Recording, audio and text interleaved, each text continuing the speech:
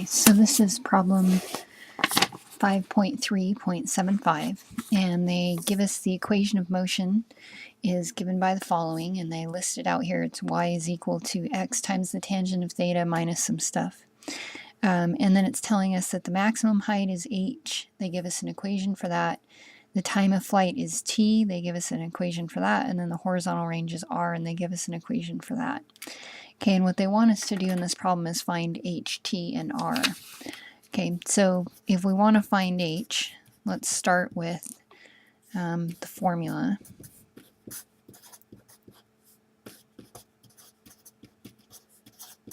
Okay, so this is given in the problem, that the height is given by this, and they do tell us in the problem that a golf ball is hit with an initial velocity of 50 feet per second and an angle of 60 degrees. Okay, so the information that you're given is that initial velocity, which is v sub 0, is 50, and this is feet per second. And then the angle is theta. So what we need to do here, all we need to do actually is just plug in these values for the variables and then evaluate. So h will be 1 over 64 times 50 times the sine of 60 degrees, and that whole thing is squared. Okay, so if we just use our calculator, so we know the sine of 60 is square root of 3 over 2. And I mean, you need to use your calculator anyways, because we need to be multiplying this. So we're going to get a decimal, and it did say for us to round to the nearest integer as needed. So if you just take the sine of 60 on your calculator, hit enter, and you'll get that decimal approximation for the square root of 3 over 2. And then we're going to multiply by 50, and then I'm going to take that and square it, because that is that's what it says to do here. Okay, so that value gives us 1875. And then if you take 1875 and you divide by the 64, then you're going to get h is 29.29. And they did say round to the nearest integer, so we would round down here. So this would be h is 29, and we are talking feet. Okay, so that would be our answer for h. They also wanted us to find t and r, and again they gave us equations for both of those.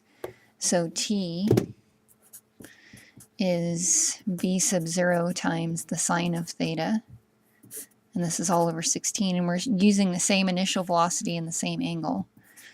So our time of flight here is going to be 50, again, times the sine of 60, and this is all over 16.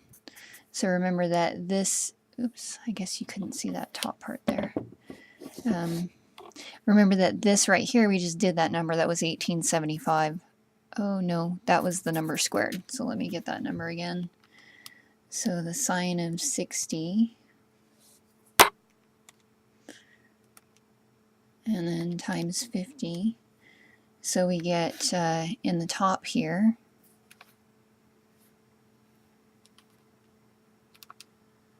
I'm not doing well with my calculator today. Okay, so we get, 43.30127.019. That's, about what we're getting. And then we're going to divide by 16. So we get 2.70. So again, we're just going to round to the nearest integer. So we would round that to 3, and we're talking seconds here. Okay. And then they asked us for r as well, and the equation that they give us for r is v sub 0 squared times the sine of theta and the cosine of theta all over 16. So if we plug in those values, we have 50 squared times the sine of 60 times the cosine of 60, and that's all over 16. Okay. So if you take 50 and square it, you're going to get 2,500. So we have 2,500 And then we're going to take that times the sine of 60 times the cosine of 60.